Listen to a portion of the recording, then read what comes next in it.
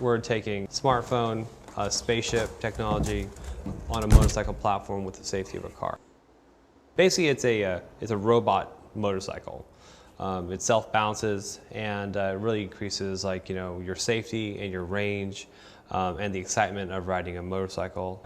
200 miles per charge. It's a two-wheel drive, wheel hub motored, electric vehicle. Steer it like a car. You sit in it like a car. You have pedals like a car, but the robot side, it takes your steering input and leans you into turns, a lot like a jet fighter. So as you can see, full electronics in here. And this is actually our real gyro right here, if you want to take a look at this. The gyroscopes inside basically output around 1,300 foot-pounds of torque. So you basically need a baby elephant to knock it over. It's a lot like a CMG or a control moment gyro. The International Space Station and most satellites use the same orientation technology.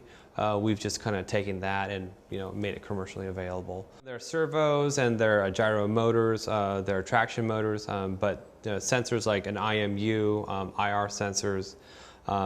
There's actually a lot of temperature and heat sensors, a myriad of sensors that actually all feed data, and that has to be processed.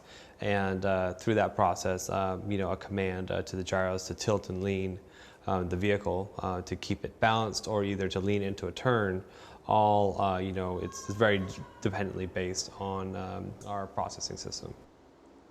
The prototype that we have now uses two i7s. At our end product, we should be using something that would power a smartphone today. One of the hurdles in our development is having the vehicle actually be more aware of its surroundings. So it's kind of like putting AI, but also having good sensory perception of the road, of any kind of external influences or disturbances, and having that all get computed and processed to allow for stability in all scenarios.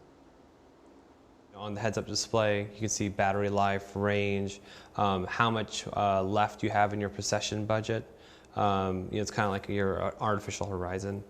And also, it's basically a rolling smartphone, so all of the information on your smartphone will be on a side panel. Upgrading the hardware, the gyro can be done pretty easily. The gyros actually come and the battery pack come in its own modular unit. So you can upgrade the gyro output, you can upgrade the battery size, or both. So if you want a faster, more robust, more stabilized, C1, it's pretty easy to upgrade that. The chassis is made out of steel. We could be using some kind of composite body for the interior as well. Parts count, we're 1/10 of a part of a car.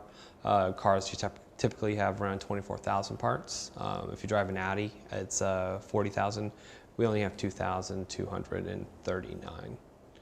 So it's pretty easy to manufacture. That's why we can make it affordable. In our audience, urban professionals, tech junkies, they have to have the first thing.